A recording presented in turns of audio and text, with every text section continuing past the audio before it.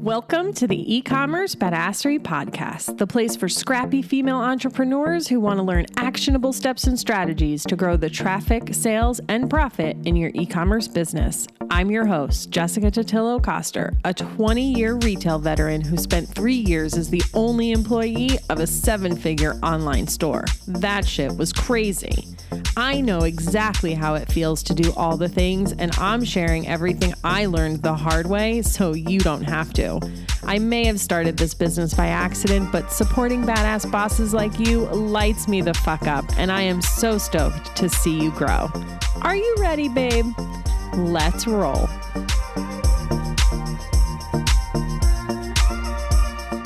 Welcome back to the eCommerce Badassery Podcast. I'm your host, Jessica Totillo-Coster. I am super excited for today's episode and my guest, Josh Boone. Josh is a results-driven business expert with more than 15 years of marketing and leadership experience in the B2B and B2C industries. Previously, Josh was a co-founder and COO of Catapult Creative, an award-winning digital agency in Dayton, Ohio. He currently is the founder and CEO of Pure Web Results, often called the anti-agency, which, by the way, is why I wanted to have him as a guest on the show. We totally connected over our mutual disdain for the way most consultants operate and how we do things differently when working with clients. His consultancy delivers an innovative, holistic marketing strategy that simultaneously strengthens in-house marketing teams from the inside and fortifies more consistent revenue streams. He loves tea, traveling, and prefers whiskey over beer. Welcome to the podcast, Josh. Hey, awesome to be here. So when Josh and I were finalizing what this episode was going to be about, we ran through a few different topics that he likes to focus on with his clients. And when he started talking about optimizing for the life you want, it just immediately hit me. And I was like, that's what we need to discuss. Now, I know you're all used to hearing tactical and actionable advice that you can implement in your business, and we will definitely get there too. Don't worry. So, Josh, tell me why this topic is so important to you.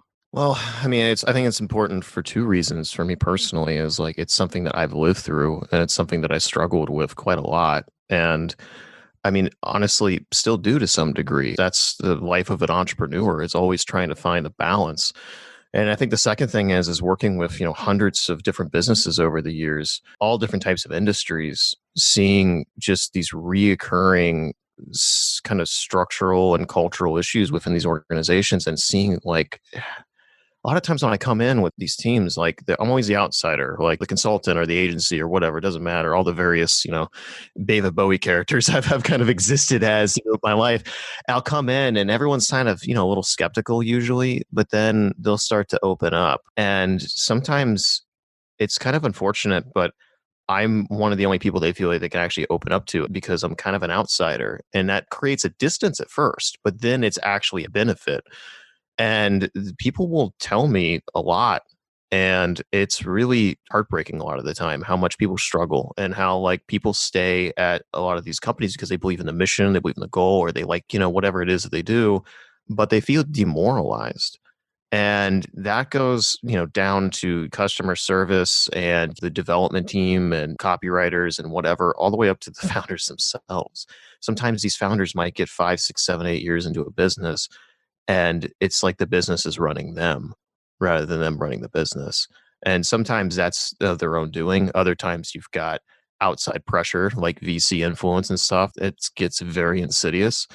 And I'm an empath. I'm also kind of an optimizer. Like my background's in SEO. I've always been the person that just like goes down a billion different rabbit holes. It's like, oh, what's the best thing? What's the best little hole in the wall Mexican restaurant? What's this? What's that? I'm always trying to find the best things.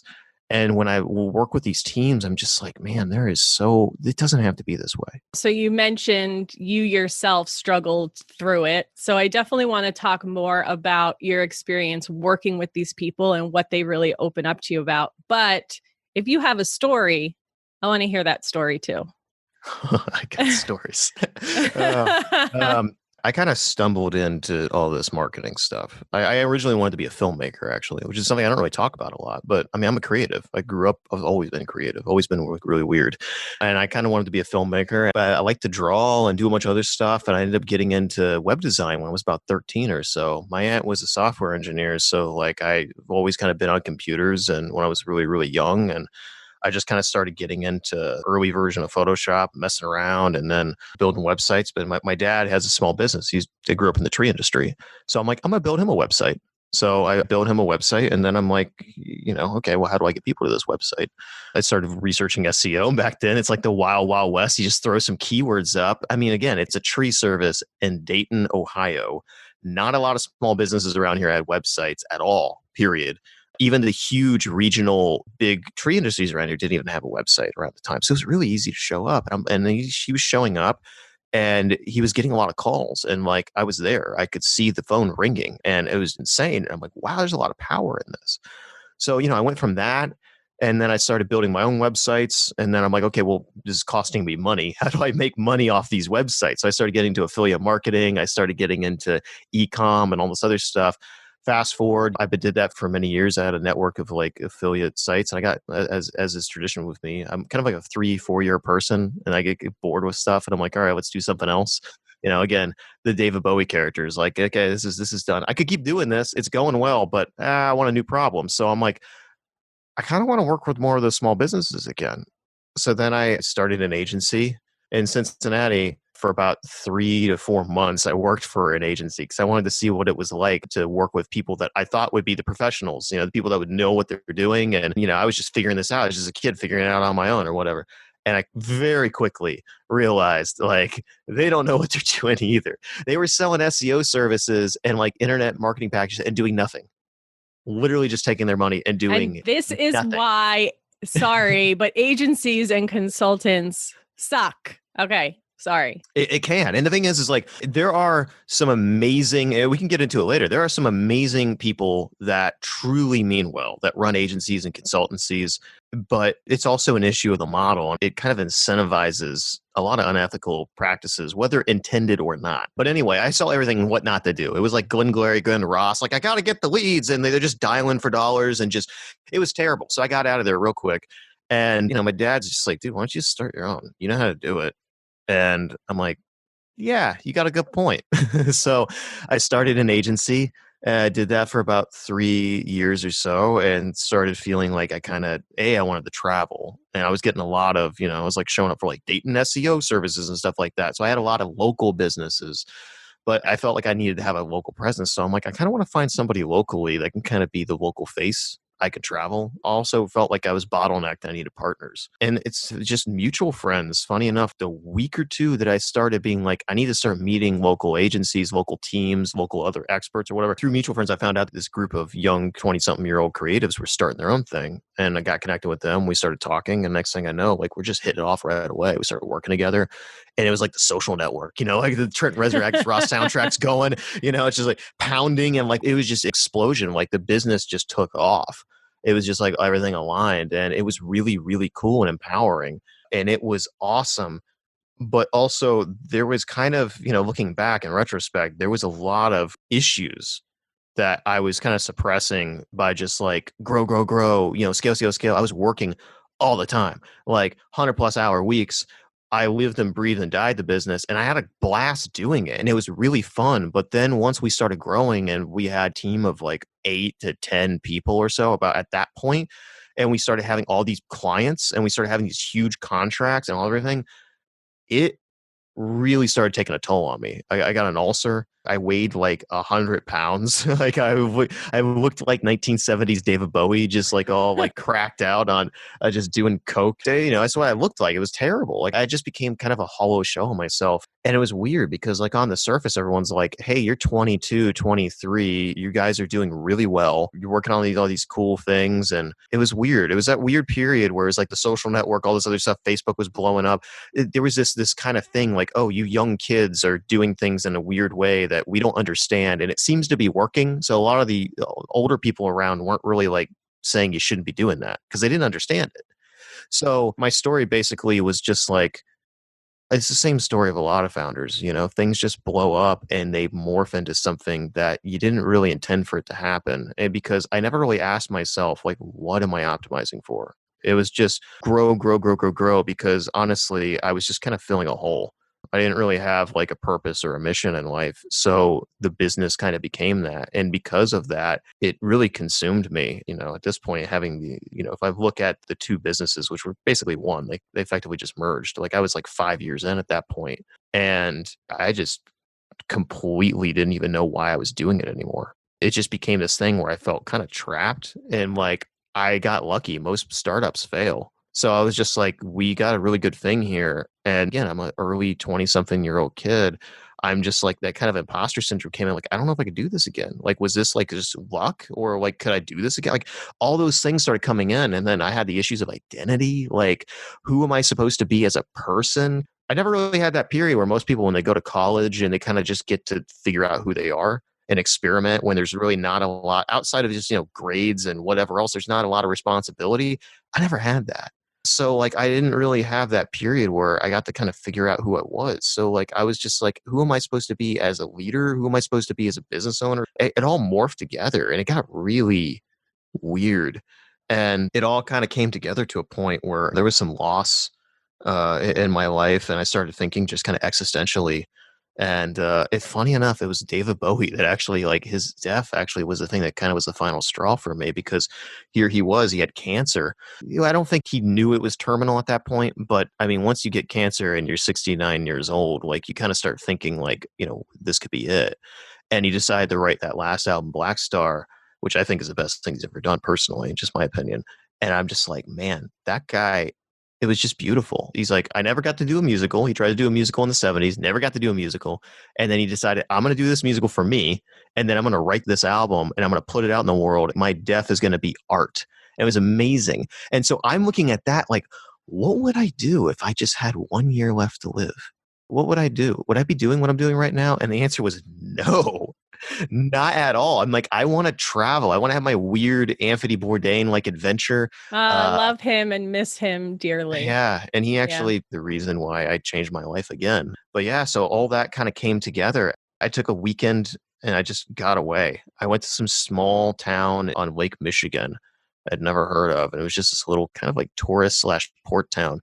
And I just kind of randomly looked on a map and I was just like, what is like on the lake, but seems like it has a couple bars and restaurants, because a lot of them are just little communities. And I'm like, okay, I'll go here. And I went there and there was this really cool beach. It was actually closest I've seen to the actual ocean beach, like on the Great Lakes. It was crazy, like white sand. It was beautiful. And so I'm there. I just drove like 4 hours up north, took a back roads the entire time. And it was just kind of like the entire time, it was almost like all the problems started fading away. And then I get to this place and I just kind of find myself on this beach. And there was this weird like rock path that went like a quarter of a mile out into the lake. And it was really sketchy. I mean, just giant boulders, and like it was just, I mean, if you fell, you're going straight in, and like definitely could have like slipped and like broke your neck or something. I don't know. I don't even know how. Yeah, and you're all alone and nobody will find you. Yeah. But I like that kind of adventure. And at that point, I didn't care, to be honest with you. So I went out there and I ended up spending like an entire day out there. I got super sunburned. I just didn't even care. And I'm just laying out like a quarter mile into the lake, completely surrounded by just the waves and stuff. And I'm just sitting there, just listening to the podcast and like listening to music. And I'm just like, I felt for the first time in years like I could breathe. And I was like, this is amazing. And then I'm like, what am I doing? I feel for the first time like I don't have all this weight on me. And I'm like, I'm running my own business so I can just do whatever I want. I don't want to do this anymore. And then I'm like, this would be awesome if this was just, because I don't know anybody in this town. There's no responsibility. In my hometown, like there's a Rust Belt town. It was starting to come back. Change was happening right when our business was taking off. And so the downtown community was really tight knit. Anywhere I went, I met people I knew. And it was crazy. So I just felt like I couldn't get away. And everywhere I went, like I felt like I did, again, like that imposter syndrome / like identity issue. Like, I don't know like who I'm supposed to be. Am I supposed to be a business owner? Am I supposed to be me? What am I even? I didn't even know. And in this town, I didn't know anybody. I had just be present. And I was just like, this is amazing. And I'm like, I don't know what it is, but a year from now, I want to be having this experience somewhere weird and somewhere random. I don't know where it is, but I don't want to have this business, or I don't want to have this whatever. I don't want to be doing something else. And so I came back and I'm like, all right, how do I figure this out? And it was almost just like I'm starting a new business in a way. Like I approached like all the strategy and stuff that I applied for the clients and for ourselves. I just applied to my life. And that's something that like just never even hit me before. I mean, Tim Ferriss talks about this like lifestyle design, and a lot of other people as well. It's the same thing. I just really never did that because I felt like, oh, well, this is the natural, this is iteration. Okay, I'm going to do this. I'm going to do that. And I got so excited by just the next thing. I was chasing that kind of high of the next accomplishment and the next thing. I never really asked myself why. And so fast forward, basically for a year later, I had gotten rid of just about everything I owned. I exited the business, sold my portion of it, researched RVs, bought an RV, and basically went on the road. And I was, a year later, January 2017. Yeah. So this is January 2016 when I decided I needed to, GTFO. And then January 2017, I'm down in New Orleans visiting a friend, and I stayed through Mardi Gras, and you couldn't symbolically like have a better place to be when I'm like, okay, I did it. I got out, and I felt alive in a way that I never had before. And I'm like, okay, there's a shelf life on this lifestyle. I kind of always knew that, but I'm like, whatever it is from now on, like I'm going to ask myself every, January 10th, every year. That's like my death. And I don't mean that to be morbid, but it's just like, I ask myself existentially, like if I got diagnosed with cancer or something, and like I knew I only had a year left to live, what would I do? And obviously, like you can't take that to the extreme. Like I love all you guys, but like I'm just like, okay, would I feel satisfied with this though? Would I feel like if I suddenly got hit by a car or something, and like I looked back when the last year of my life, okay, was I happy with what I was doing because I was doing what I felt like I needed to do? I wanted to make sure that I didn't have any regrets. I wanted to make sure that I was living in alignment with myself, and that's what I've done every year, and it's been quite amazing. I love that because, when I started this business, I started it by accident. I had those first few clients. I thought I was going to take it in a particular direction. And I consider myself very lucky that I figured it out so fast that like, okay, that's not what I want this business to look like. And I was able to pivot. But it doesn't work that way for everyone, right? You get so wrapped up in the day to day in hitting that next revenue mark. And sometimes shit just happens fast and you just keep rolling with the punches. And then one day you look around and you're like, wait, I haven't seen my family. I haven't gone to brunch with my friends. I haven't taken a vacation. My kids forgot what I look like, right? And that's not why you got into business for yourself. You got into business for yourself so that you would have more freedom, and then your business ends up running you instead of you running it.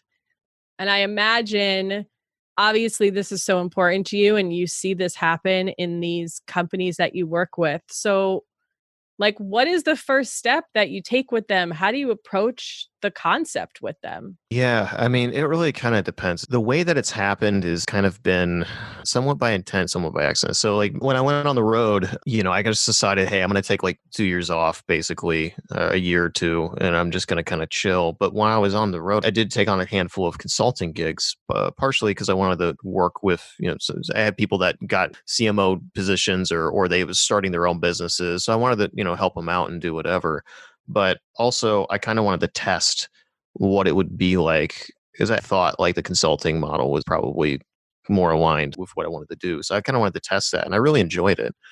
So when I decided like, hey, I kind of want to like have a mission. I kind of want to get back and I want to start another business again, basically, or restart the business, depending on how you look at it. It was more looking at kind of how I was saying in the beginning, like working with these teams and helping them fix structural issues. And the excuse to do that, I guess, like the Trojan horse was like, we're going to have this be extremely profitable. I'm going to help you get your marketing systems like so on point, and it's going to be kind of like a growth engine, which is the way I used to describe it. But I feel like that's a term that's just like overused now in the VC space. But that was kind of the Trojan horse. And then the real goal was to get a more holistic kind of structure for these businesses where these teams could work collaboratively and just have a better life. And what ended up happening though is as I was doing that, it became really apparent that like the founders really lacked guidance themselves a lot of the time and an outside perspective, because a lot of these founders, like, they're in echo chambers. All their friends and their family, like, they either don't understand what they do because they're not entrepreneurs, or they are entrepreneurs and all of them are just like go go go, scale scale scale. I mean, like, you're kind of in that area out in California, like, you know how it is. Like, it gets really crazy. So I often feel like being here in Ohio is like such a benefit because like I'm kind of removed from the crazy busyness of a lot of ways of the New York or the LAs or wherever else. And so it's just like people were just like, oh, we're going to do this thing. And I'm just like, why? Because I just go outside and it's just like woods and it's peaceful, and they go outside and it's just like craziness and people honking horns and whatever else. And like, it's a temperature change. So I always imagine Dan Carlin, a Hardcore History, like he's just in like Eugene, Oregon, and he's just like this dude who's just kind of like watching the world from afar and just being like, you people are crazy, and just kind of commenting on like how society works and history and all this other stuff. He has a distance. And that's kind of how I feel a lot of the time being here in Ohio and like being kind of an outsider and having this experience. So what that equates to is I'm talking with these founders and I'm talking to them about strategy and all this other stuff. And they just start getting into, well, we want to hit this KP, like we want to hit this OKR, we want to do this and that. I'm just like, but why? And they're like, oh, okay, well, we're thinking about doing our next round, in the next 6 months. So like, it would be good to have this, and this metric. And I'm just like, why? And they're like, oh, okay, well, the VCs are going to want to see that. I'm like, no, you misunderstand. We're going back a layer. Why do you want to raise another round?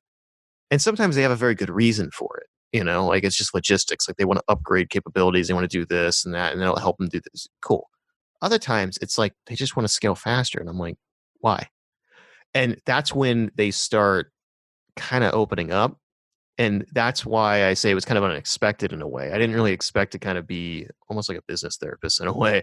I didn't really expect to be kind of like an advisor in that way. Like I feel like there's a difference between being a consultant and an advisor. They could definitely be used interchangeably. But for me personally, like I see a consultant as someone who comes in and is like, okay, what's your strategy? Kind of like a Tyrion Lannister, kind of like, I'm going to sit here and just look at your strategy and what are you going to do? But then you have an advisor who's like more personally integrated and like, kind of having that more personal relationship. And it's like, I feel like I kind of do a little bit of both. I expected to do much more of the consulting, but I ended up increasingly seeing the need to do the advising because these founders often just kind of feel alone. And I understand. I felt like an alien my entire life. It's one of the reasons why I have to have my own business. I just can't work for somebody else because it's just like I don't get why they do what they do a lot of the time. And that's how a lot of these founders are. And so they like to march to the beat of their own drum, but most people aren't wired that way. And it's not that they're better, because honestly, a lot of times these founders kind of secretly wish they could just kind of have a normal life, but they're just wired differently. And like, I understand that. So a lot of the times, yeah, it almost becomes like a personal conversation because they don't ask themselves the why. They start doing these random acts of improvement, and the random acts of improvement for themselves, basically. And that ends up translating to the business and the mission. And that ends up going down to the team. And then you get all this fragmentation. And that's when people start hating their lives and just start being like, I don't want to work here anymore. And it just kind of goes from there. To answer your original question, like how it starts is usually the Trojan horse is someone's like, oh, hey, you need help with SEO, or hey, you need help with your marketing. Like you should talk to Josh and his team. And then we start talking to him about, okay, well, what are your goals? And then I start talking to them about the strategy, about how to get everything in alignment through performance marketing or branding and positioning and all this other stuff. And as you start having the conversation about what is your brand truly, what are the assumptions about your brand, your customers, how can we test that? That's where you start getting into more of the tactical stuff. But through having that conversation, that's kind of what led me down this path of seeing the need for this, is as you start talking about branding and the why from a branding perspective, the founders start thinking about it themselves for their life. Like, why am I even doing what I'm doing? And it starts coming out more and more and more. And then that's when you start having those conversations. And, I can't tell you how many times when like, pre-COVID or whatever, like I'd fly out and be with a client and we'd be getting drinks, and sometimes it might be just two of us and we're talking about the branding and all the why and all this other stuff. And then you get another drink in and you start talking about why they started the business to begin with. You get another drink in, they start talking about why they're doing what they're doing now. And then you get one drink in and they're like, so what made you travel? What made you leave your business? I'm like, I know what you're thinking. I know what you're thinking. And then we start getting into the real space. We start getting into the actual core of it all. Is a lot of times like they just kind of feel unfulfilled and they don't really want to say that because there's no real benefit in admitting that. Unfortunately, we don't champion vulnerability or authenticity. We do when it's the Joe Rogans of the world, because that's how he makes his money. But when you're a brand owner, like, unless you have already made it, where you're like a Tim Ferriss or something, where like you have more money than you're ever going to need, okay, then you can be vulnerable and talk about stuff. But if you're just doing the day to day and you're a startup founder, and you already have this imposter syndrome, people don't feel like they can open up, and it causes a lot of repression. And I guess that's one of the reasons why I'm so vulnerable, like having these kind of conversations, is because I want to try and help change that and make it so that we can all be more honest with ourselves. Yeah. And even, when I work with clients and, sometimes I'm just setting up their email marketing and sometimes it's more a high level holistic view of their business. And I'm always asking them, where do you want to end up? And let's reverse engineer how to get there, because we can talk all the strategies and the tactics and the things that you can do. But if it's not ultimately creating the business that you want or you envisioned, then it's not the right things for your business. And so we kind of have to figure out where you want to go first. So I love that you're talking about it. And it's why I wanted to have the conversation, because I think we see people from the outside and we think, wow, like they have it all. They must be so fucking happy.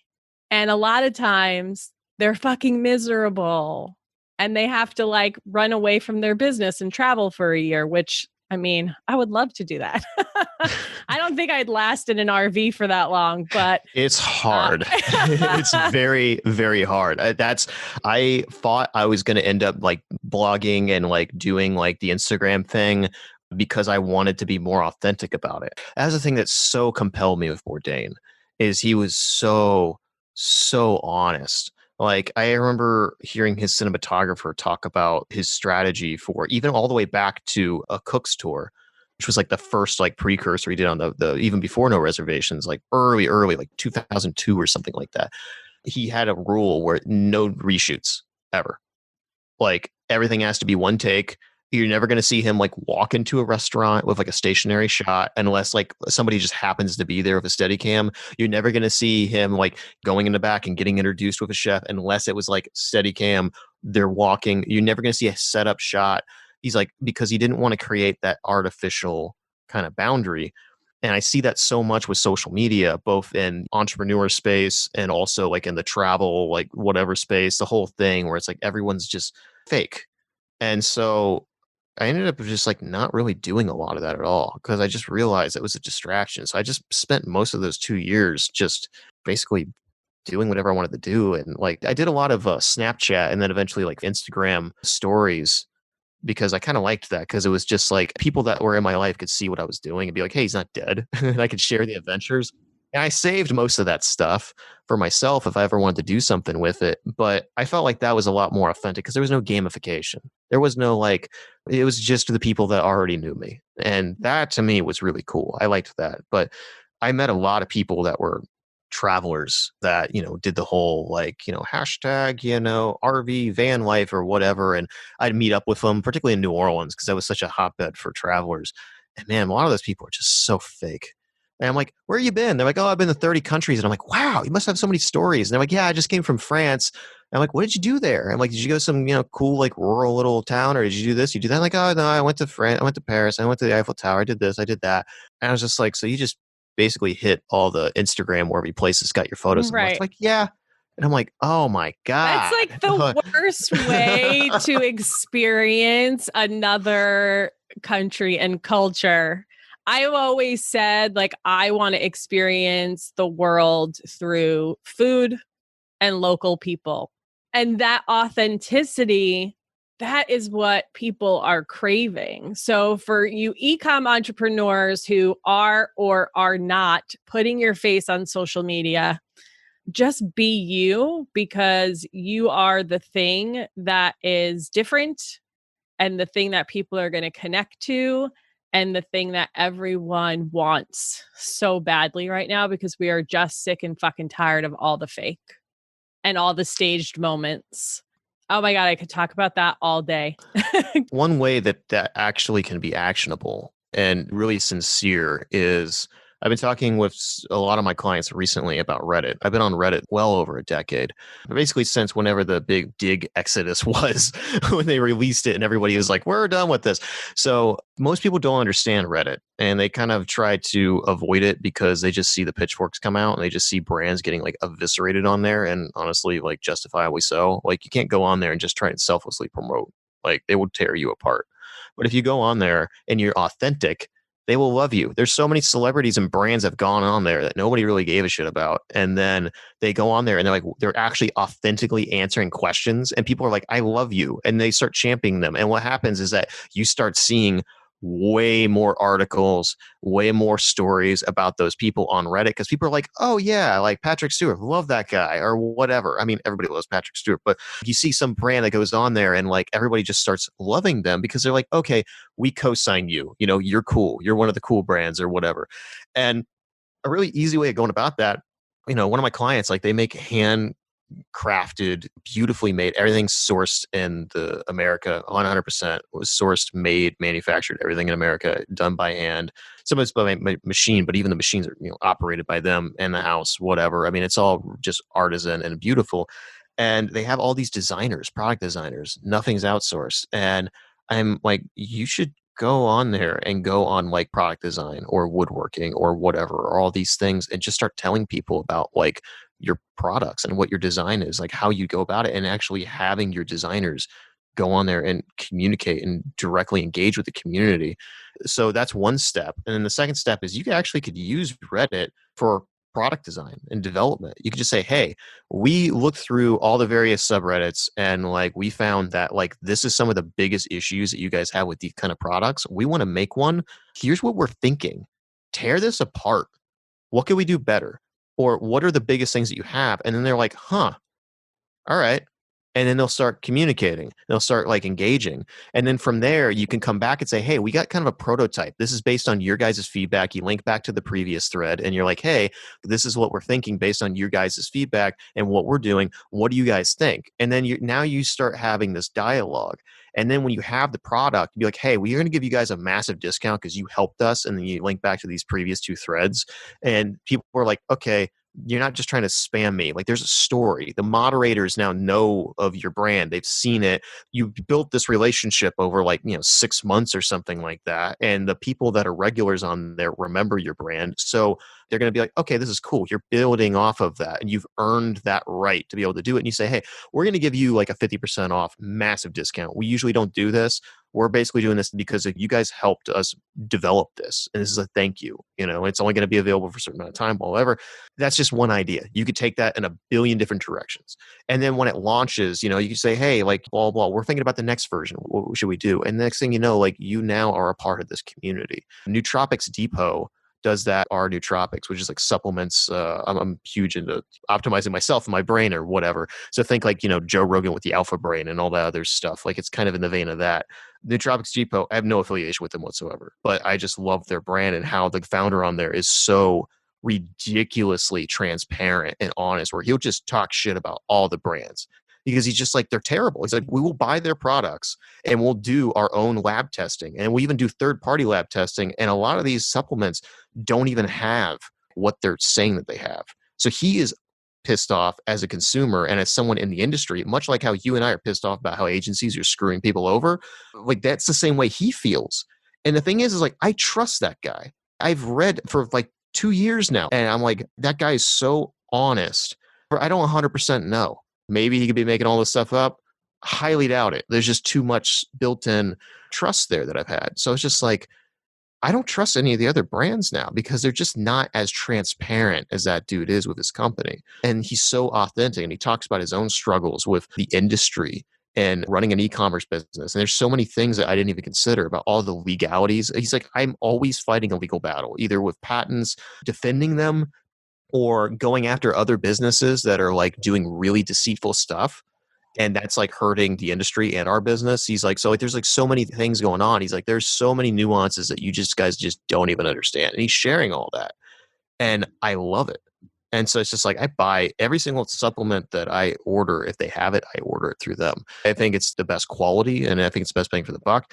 And it sounds like a commercial for them, but like I'm just using them as an example because you can do that. Yes, yes, if you can show up that way and you're creating super fans like you are for this company, that you probably talk about them any chance you get. And another great example of Reddit, his name is escaping me right now, but the founder of Beard Brand, when he started his company, he started on Reddit. And what he did is shared his journey of creating this brand and these products and all of that. And people ate that shit up. Yeah. Ate that shit up. And I think what's so cool too about Reddit is, for people who aren't familiar with it, you have all these subreddits that are on specific topics. So it's literally your ideal customer all in one place. Like when you can narrow down who you're talking to, they're already there, corralled for you. You just have to show up. Like you don't have to search for them, versus trying to use the right hashtags on Instagram so that the right people find you. Like they're already in a group. But like Josh was saying, you either are a Redditor or you're not. And you can't just pop up and say, hey, buy my stuff, because you will get your fucking ass handed to you. So you have to really show up authentically and be part of the conversation. And that's what you should be doing in your marketing anyway. Let's be real. It's 2020. So absolutely. One of the things that you mentioned earlier, things we're definitely diving into, is you were saying like a lot of people are just like, oh, you know, they've arrived, they've made it, everything's great, everything's wonderful. And it's just like, you know, like I haven't watched it yet, but based on like what everyone said, like the Michael Jordan documentary, talking about how like everyone's like, oh, it's Michael Jordan, everybody loves him, he's, you know, whatever. Dude sounds like he is tormented. Like he sounds like he just, everything has to win, everything has to be winning, everything he has to be best, everything. It's just compulsion that just is crazy. That's how a lot of the top performers are. And like they're so codependent on external validation, like they are miserable. And like I've dealt with that a lot in my life. It hasn't really been so much external validation. It's been more like my own sort of sense of purpose and meaning and whatever. And I was chasing that for so long. And I'm ADHD as hell. Just got off Adderall about a month or two ago, and I've been on it for like 8 years. Honestly, personally, I might give medical advice, but it's one of the better things that I've done, because it just made me really prone to being like, next thing, next thing, next thing, next thing, next thing. It causes this like chain reaction. Thing is, you could have great ideas. A lot of entrepreneurs have amazing ideas.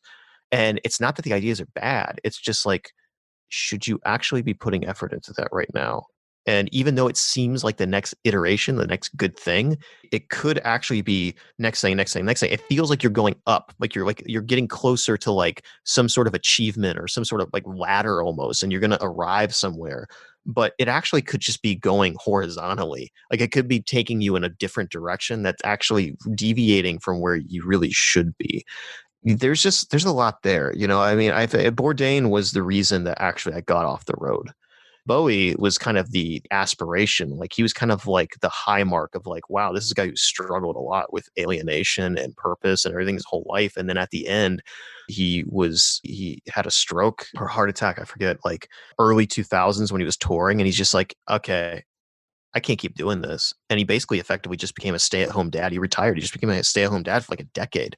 And until those last two albums where he's just like, okay, you know, I want to do this for me. You know, like I'm not going to do interviews. I'm not going to tour. I'm not going to do anything. I'm just going to do it on my terms. Until then, though, he's basically just stay-at-home dad, just chilling in New York, doing whatever. Didn't feel like he had to owe anybody anything. And I look at that and like the way that he ran, I'm like, that's a high mark. As much as I can see from the outside, I don't know him, but like that's like self-actualization.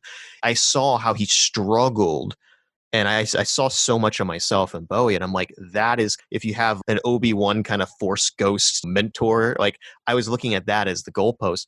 And Bourdain was kind of like that as well for me, in the essence that, he's someone who struggled with addiction and struggled with for all this other stuff. And you could tell he still was struggling for sure. I saw a lot of myself in him, and I'm like, you could tell watching No Reservations and all this other stuff, like he still had that. But why I bring him up is because like, I could say this with confidence because he recounted it a lot, but also because I had that experience. I was on the road, I was traveling, and I was like, basically like for like 2 years, kind of like retired in a way. And, like people talk to you like, oh man, you're living the dream. You're living the dream. This is amazing. And it was really fun, but also like it didn't fill that void. It's still there. And that was really hard because like even at my height, like I always was like, oh, I want to just like make a bunch of money and then just retire and just do whatever. And I basically accomplished that for like 2 years. I got a taste, my mid late 20s, like I got to basically taste what that was like.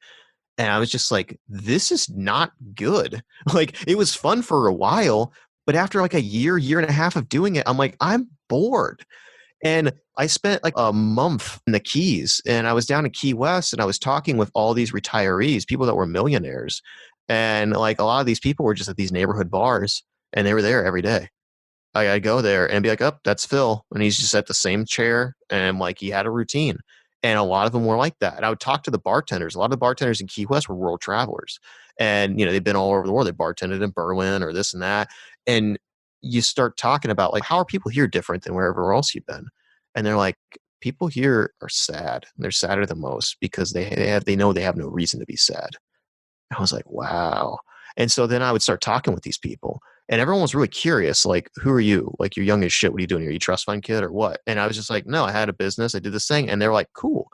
And I would talk to them, and they would all tell me the same thing in their own way. Like a lot of them is, I worked my entire life to get to this point. I sacrificed everything. My golden years, like I spent grinding. And a lot of these people, their family don't even want anything to do with them because they put their family on the back burner. And some of them, they're just down there and retired, and they have no purpose, and they are absolutely miserable. And they're even more miserable because they know they have no reason to be, in a way. Like, that's the most demoralized I think you can be. Like, if you're struggling with poverty or any sort of thing and you have something to rage against, like, there's a way out. There's something to run towards. But when you have arrived and there is no destination in sight and you are present and you're not content with yourself and you don't have your mind right, it is the worst kind of depression and demoralization because there is nothing to blame. There's nothing to rage after. There's nothing to cling to run towards. And that's why I think of a lot of people that retire, like end up dying pretty soon after because they just lose any sense of caring. They don't take care of themselves. And that's the thing I would really, really press about thinking is like the thing that you are aspiring for might not actually be the thing that you want to aspire for. And instead of looking at like these businesses or whatever as like a vehicle to get you to some destination, like how can you just make the business what you really enjoy doing? And that's your sense of purpose. There is no destination to get to. Like you've already arrived. You're here. How can you make this good? Because if you push all that off and you just keep go and getting those dopamine highs and just ignoring it, you're going to hit that point where you're at the Bourdain point where you're just like, I have done everything. I have been everywhere. I've achieved everything that I want to achieve and there's nothing left. And that is scary. I got there. I got really close. So when I heard the news about Bourdain, that was not a shocker for me. Everyone was like, I can't believe it. I can't believe it. I'm like, no, I understand. I understand totally. And that is the darkest and grimmest conversation that we just don't acknowledge. And I think that like the way out is through. That seems so demoralizing, but I think that like acknowledging it is the first step. There is a way out and like there is a through. You have to go through that hero's journey. You have to go through the darkness and you have to go through that. But if you wait and you just hold off until it's unavoidable, you're not going to be prepared to handle it, because everything, both from an adrenal standpoint, physiologically, everything, your body is optimized. That's why so many veterans that come back, why the suicide rate. I mean, like I've basically my uncle, family friend, like he was a recon Marine and my dad was a Green Beret. I have a lot of people that I know they're in the military. And it's like when you come back from that, it's like you're so used to the rush and the high and the next thing and the next thing and the next thing. And then when you don't have that, it's like you don't know what to do. It's because it's physiological. Like you just cannot calm down. And like that's the exact same thing that a lot of entrepreneurs deal with, because they're just grinding, grinding, grinding, next thing, next thing, next thing. They're always on. They're getting that stuff. So when you reach the point when like you don't have that anymore, you don't know what to do. It's like you feel like you're crazy. And it's because because your brain is optimized for this, just going on all cylinders, and you don't have that anymore, and you have nothing to focus it on, and you put all that internally and it's too much. I think that's what makes this suicide rate so high among vets, entrepreneurs that exit, everything else, why they go through this like crazy parties. I mean, it's just really crazy. So I would just say, like, you need to prioritize this work now. Don't wait until like, you retire or you exit or you do whatever. Like you have to start now, because then you might not even want that. You might not even want that, but if you do actually want that and you get there, you're going to be able to handle it. That is a huge, huge part of it that just a lot of people just don't discuss at all. It's crazy because you think about, like Kate Spade, you would think from the outside that everything is wonderful for them, and it's fucking not. And, we talk about it when it happens, and then it's yesterday's news, and then nobody's having the conversations anymore. And we're sweeping it under the rug, ain't making it go away. And I think especially what's happening in our world right now, like these are crazy. I hate saying like unprecedented times. Let's just be real. These are crazy fucking times, people. Like things are bananas. So it's really important that we are taking care of ourselves. And I just love this conversation. I hope that you guys listening are really taking it to heart. And it doesn't matter how successful your business is, how much revenue you do. But if you build a business that you don't love or that doesn't support the life you want for yourself, you're still not going to be happy. It's not going to fill that void for you, and you're not going to feel successful. It just is like, and we need to be having these conversations. I had some questions specifically tactical wise that I wanted to ask, but we did sort of touch on them already. So I'm going to skip that. But I have one thing that I still want to ask you. And I think it's really important that I am real with my audience, and that this online e-commerce space is not all sunshine and rainbows, right? And it's not easy. And you don't throw up a website and do some ads and like tomorrow you're rich. Like that's not real. And we all fail and make mistakes. So you've worked with a lot of businesses. I'd love to hear about a tactic or strategy that you tried that didn't work, because I think nobody else is talking about all of our failures, and it's important. Yeah, 100%. There's not really like a specific tactic that like comes to mind immediately. With the thing that comes to mind immediately actually is more like the overarching kind of viewpoint. So when I first started doing the consulting and wanting to do this kind of holistic, like let's turn a freight train around kind of thing, because the first couple businesses we worked with were companies that scaled really, really fast. And they went from having like a handful of people to 50, 60, 70, 100 employees. And a lot of what we did was coming in and being like, okay, how do we turn a freight train around? How do we get this optimized? How do we get this dialed in? How do we make sure they're going in the right direction? And how do we like get all these teams working collaboratively? Well, the next thing was, a colleague of mine was in the VC space. She used to run a VC firm, and like she connected me with a couple of startups that just got their seed round. And so now I'm like, how could we kind of reverse engineer this, start backwards, and take this framework that we kind of developed through like helping all these businesses kind of course correct to applying that to a startup. So it's like almost like we're implanting this framework and saying, hey, go and like avoid, you can scale and avoid a lot of these bottlenecks. And some of that was really successful, but I think the biggest kind of failure overall was the first brand we worked with on that. We tried to do too much too soon. And we overextended ourselves because like we knew what the end goal was. So we were trying to like, do like the baby steps versions of all that. And they were wanting to do that too. So they were like completely down. Like, let's do this, let's do that, let's do PR, let's do social, let's do all this other stuff. All this other stuff.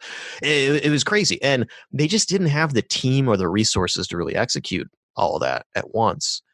And I think the second thing with that is that I wasn't as stern, I guess, with the founder as I think I probably should have been, because they started kind of going in certain directions. And I kind of was just like, okay, well, I gave my 2 cents and, they're either going to take it or not. But I also like had a lot more experience. Like, I think this is because I wasn't thinking it in terms of an advisor. I was thinking about it in like the consultant kind of route. Like, my job is just sit here, tell them what I think, and they can take that advice and run with it, or they can't. It's almost like a consultation. But what I didn't realize is like, particularly with younger founders, like a lot of what I should be helping them with is like mentoring and like steering them in a direction like, hey man, I've been down this path. Like, you don't want to do that. And ultimately, like, that's their decision. I can't run their business for them, nor do I want to. But I think I should have really been a lot more adamant about steering them away from a couple things.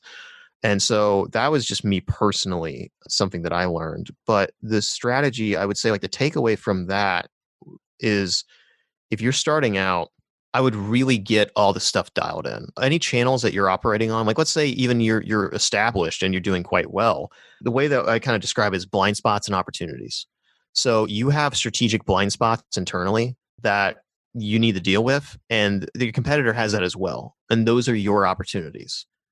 But however, the thing to keep in mind is that those blind spots internally are also the opportunities for your competitors. So if you don't get that stuff dialed in, they're going to take advantage of that one way or another. And that's been where some of the biggest, probably, that can go into, I'm assuming the next question, which is like, what are the biggest wins or whatever, that's where that comes in. But I would say that you want to get your blind spots covered first. And you really want to try and get your existing channels optimized. And then, okay, now let's experiment with the next channel. The problem is people try to do too much and they just try to tack on more and more things and they don't get their stuff optimized. So they get spread too thin, they get diluted, and they start doing this random acts of improvement and their team is running around like chickens with their heads cut off, and it's bad. I would say focus on the handful of channels, get it really dialed in, go really deep. But I have to pressure you, don't stay on that too long. This is an art form in a way. You want to get everything optimized, you want to get it dialed in, and then you want to start diversifying. You have to have that yin and yang, because if you don't, and this is what like I think COVID right now has been showing, is people are just like, COVID's destroying my business. It's like, no, COVID is just unveiling what was already there and speeding it up. Hey, you relied entirely on paid social for your growth. That's stupid. Shame on you. Like your competitor who is dealing with the exact same problems you're dealing with right now. But guess what? They diversified and they got, they're on Reddit and they got all this other stuff. They have their email marketing set up and it's dialed in. They have a great search and content strategy. So they've got that coming in. They have that diversity. So when they get hit with paid social, which you're both struggling with the same algorithms and issues, guess what? Doesn't matter. They have all these other channels. So now if you guys had a gap, well, that just got increased. Or if you were equal, well, now they're ahead of you. That's the biggest thing, I think, is that you need to get everything dialed in and then start expanding and expand slower than probably you want and get it dialed in. So go deep. Don't try to get too diluted. Do you think that there's like an optimal amount of time? Because this is sort of always the struggle, right? I always tell people do one thing really, really good instead of a bunch of things half-ass, right? Because it's going to be so much more powerful. But you can't do the one thing forever. So is there like an optimal amount of time? Like, okay, let me dial into Instagram for 3 months. Let me spend 3 months like getting my email really, really good before I move on to the next thing? Or do you think it's different for different businesses? It's entirely dependent on everything. It goes back to like, what are you optimizing for? So think about that in terms of like tactics and strategy. So what does success look like?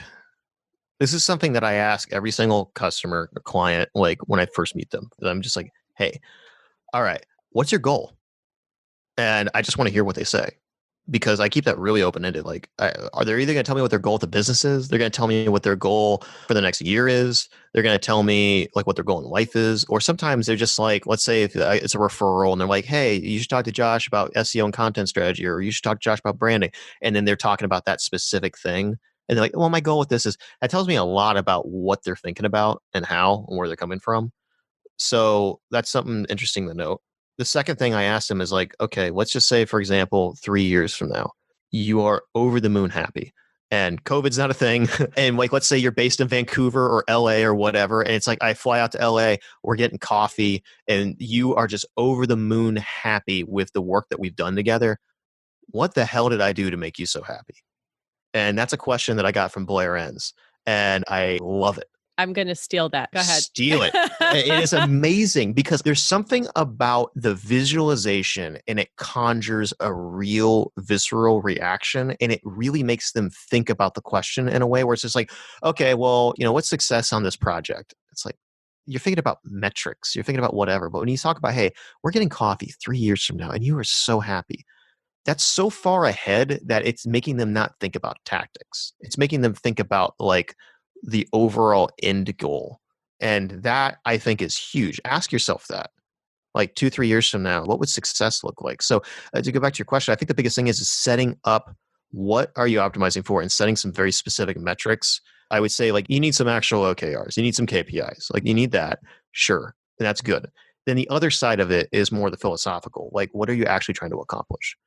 And I think that those are kind of the yin and yang. That's kind of the high and the low and the micro and the macro. And I think you need to ask yourself that and set that for every channel. So for example, if you're like, hey, let's incorporate Reddit into our strategy, because we were talking about that earlier. And it's just like, what do we want to do on Reddit? It's like, we want to try and we know that our customers are on Reddit. There are people that would love us. And that's the thing. If you don't have a product or service where it's just like, you just got to get in front of the right people and they're going to fall in love with whatever it is that you do. If you don't have that, then you need to go back to the beginning. Like, why are you doing what you're doing? Because you don't have a good enough product. Another question I say is like, what makes your brand cult worthy? Because it makes them think about positioning and everything else. A lot of times founders, they are overwhelmingly good amount of resource for positioning, but they are shit at like being able to get it down into like actual words and such, but you could pull it out of them. So anyway, if that was the case with Reddit, I would just be like, okay, all right, we know that there are a tremendous amount of people on Reddit that are interested in us. We know that they exist in these different communities. What is the universe on Reddit? What's the spectrum, if you will? Like, what's the ecosystem? What's the landscape? That's probably the best word, but what is the landscape of Reddit of our customers, where they exist, where are they overlap, where are they differencing? Okay, now that we have a spreadsheet with all these different subreddits, what kind of content resonates with these people on these different types of subreddits? What would our angle be for communicating with them? And that's not to be insincere, it's to communicate with them in an authentic way. And setting all that up, okay, so your goal basically kind of on the macro is like, you want to develop a real relationship with people on Reddit and start pulling it together and building some brand recognition. Cool. Now, what's a KPI for that? So it's like, do you want to create your own subreddit and start like getting people in there? How many people do you want to find? Whatever else. What is your minimum viable dose?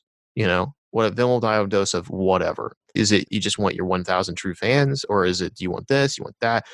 I can't tell you that. You got to figure that out. But like, set those two things. I think that's like the key thing. Once you hit that, then it's like, okay, we got this process dialed in. Everything's good. All right, let's talk about SEO and content strategy now. I love that. I feel like you and I could just kind of riff forever on all of this stuff. And then my audience would be like, okay, this is the longest podcast episode because mine are usually like 20 minutes. So thanks, guys, for continuing to hang out. It's like the hole in the wall restaurants, like you mentioned earlier. They always have the best food. And it's just like the unexpected thing is my favorite kind of thing. There's a podcast I follow and he calls it like a digital speakeasy. And I'm like, I love that. Oh, super cool. You'll have to tell me what that is. Don't plug it on my podcast though. I have to vet it first before I talk about it. So Josh, where can my audience find you if they want to connect and learn more about you? Yeah. So our website is purewebresults.com. You can go on there and check us out. Honestly, the best place is just going to be LinkedIn. You can go on there and look up Pure Web Results or look me up, Josh Boone, on there. Shoot me a connect. Shoot me a message. Just say hi. I like talking to people. I'm super easy to get in contact with. If there's any way that I feel like I could help or be of assistance, give me a shout. Yeah, he's fun to talk to. And by the way, all those links will be in the show notes. But when I was first contacted about having Josh on the show, and I haven't done any interviews at that point, I was like, oh, I don't really know if I want to, but all right, let me talk to this guy and see. And it was pretty instantaneous. And I was like, oh, okay, yes, let's chat. Let's do this. So it's worth your time to have a conversation with him at least. So thank you so much for being here, Josh. I really appreciate it. Thank you. I really appreciate the fact that you want to have these kind of conversations, not only with me and guests, but with yourself and the work that you're doing. It makes me feel really good that there's a movement kind of brewing where people are just we're sick of this fake Instagram nonsense and all these posers and stuff. We want to talk about stuff that's real. We want to be raw. That's one of the things that when Joelle, who works with us, was just hey, this woman, Jessica, is and she said e-commerce badassery. And I'm like, sold. I love it. I love it. So thank you. It's been a pleasure. This has been really fun. Yeah. And we also dropped a lot of F-bombs on our original call. And so we did connect over that a little bit. So listeners, thank you so much. That's all she wrote for today. Until next time, e-commerce friends, and I'll see you on the flip side.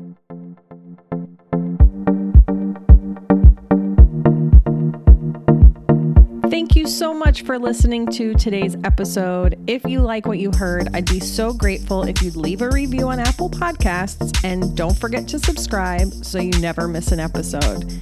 And if you're looking to surround yourself with more product entrepreneurs who totally get your life right now, get your booty on over to the e-commerce badassery Facebook group. Can't wait to see you there. Until next time, e-commerce friends, stay badass.